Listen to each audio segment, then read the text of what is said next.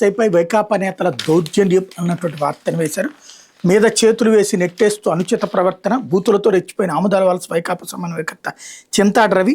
జగన్ శ్రీకాకుళం జిల్లా పర్యటనకు వెళ్లే క్రమంలో నాయకులు అత్యుత్సాహం, పలు చోట్ల పోలీసులతో వైకాపా నాయకులు వాగ్వాదం, తోపులాట్లు, అంబులెన్సులకు దారివ్వకుండా కార్యకర్తల దాష్టికం. విధుల్లో ఉన్న మహిళా ఎస్ఐని వైకాపా నాయకులు, కార్యకర్తలు చుట్టుముట్టి బూతులు తిడుతూ చేతులతో తాకుతూ పక్కకి నెట్టేసిన ఘటన రాష్ట్ర వ్యాప్తంగా సంచలనమైంది. గురువారం శ్రీకాకుళం జిల్లాలో జగన్ పర్యటనలో భాగంగా బోర్ద పోలీస్ స్టేషన్కి చెందిన మహిళా ఎస్ఐ ఎం ప్రవల్లిక శ్రీకాకుళంలోని కొత్త రోడ్డు కూడల వద్ద విధుల్లో ఉన్నారు. ఆముదాల వలస వైకాపా సమన్వయకర్త చింతాడ రవికుమార్, ఆయన అనుచరులు ద్విచక్ర వాహనాలతో ర్యాలీకి వెళ్లేందుకు యత్నించారు. వాళ్ళని వారించే ప్రయత్నం చేస్తున్న ఒక్కసారిగా వైకాపా అల్లరి మొక్కలు ప్రవల్లికను చుట్టుముట్టారు. నోటుకొచ్చినట్టు దుర్భాషలాడుతూ మహిళా ఎస్ఐని కూడా చూడకుండా గుంపులుగా మీదకెళ్లారు.